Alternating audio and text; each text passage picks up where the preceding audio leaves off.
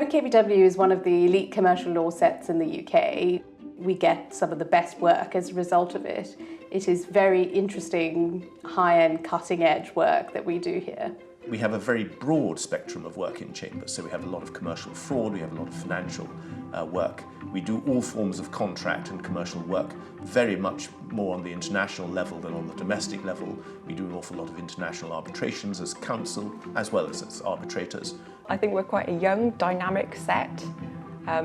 We're very friendly. I've been to weddings, christenings, hen do's. Haven't been on any stag do's yet, but there's still time.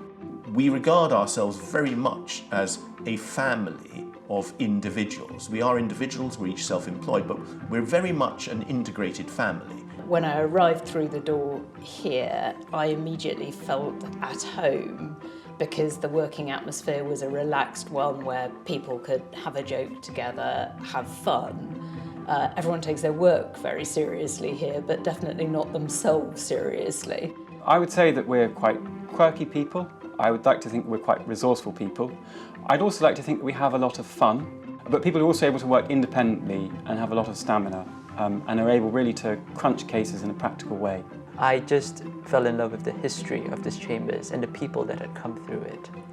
One of the most famous tenants here at 7 Kingsbench Walk was Lord Denning, and he's a very well-known figure in Malaysia, where I'm from. And so I thought it would be wonderful if I could get the chance to work in the same set as he did. Right from the start of your practice, you can expect to be involved in some smaller cases that you would handle entirely yourself, doing all the thinking, the preparation and the advocacy. At the same time, you're very likely to be involved in some mega cases, huge litigation, where you'd work with a team of barristers in Chambers. The cases can be worth hundreds of millions, sometimes billions of dollars.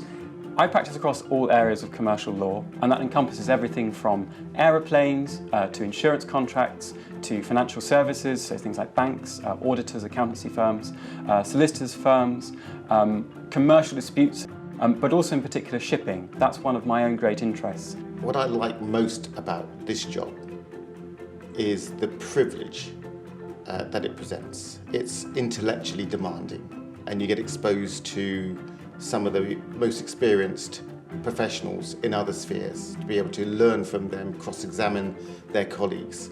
It's an intellectual chess game. How are you going to get from A to B, outmanoeuvring your opponents? I love the challenge that presents, the way it makes me feel, and the way, when it goes well, that you feel a real success. I remember the moment that I had my first hearing. It ended up being a 20-minute telephone hearing, but I had prepared as though I was going to the Supreme Court to argue the most important case of the generation. So I was very nervous, but there's nothing like having to actually stand up for the first time on your own. Exciting, but also nerve-wracking. One of the things that can be quite daunting about being a barrister, particularly at the start of your career, is that you're working for yourself, you're your own boss, you haven't got anybody who's sort of supervising and taking charge of you. But what you have within Chambers is a real network of support. You can knock on the door of anybody in Chambers and go and ask them a question, be it a silk or another junior or indeed a clerk, and I think really actually the clerks are in many ways the heart of Chambers. I find that over the years I've become quite protective of my barristers. When a barrister is preparing for a hearing, be that in court or arbitration, inevitably the pressure's really on them. The role of the clerks from at that point is to take as much of the rest of their workload away from them as we can. The aim is to make it as easy as them to focus on the case that they're preparing for. On the social side, there are plenty of opportunities to interact with members of Chambers outside work. We have a Chambers weekly lunch where a whole group of people will just head over to Hall or out to the gardens if it's nice weather. And then we have regular drinks in Chambers again to sort of just let people get to know other people. Tenants are encouraged to give back to the wider life of Chambers by being involved in the various committees. I am proudly one of the co-heads of the newly formed social committee, and we arrange various events. We have regular Chambers tea. That sounds quite quaint, but actually it's a great opportunity to take some time out of the day meet up with other members of chambers and chat about things work or not work related. Very few people have actually left, apart from a few people who've gone to become judges. Everyone's stayed here, and I think that's because it's a really friendly, relaxed, collegiate atmosphere. I think it's the variation that excites and challenges me the most.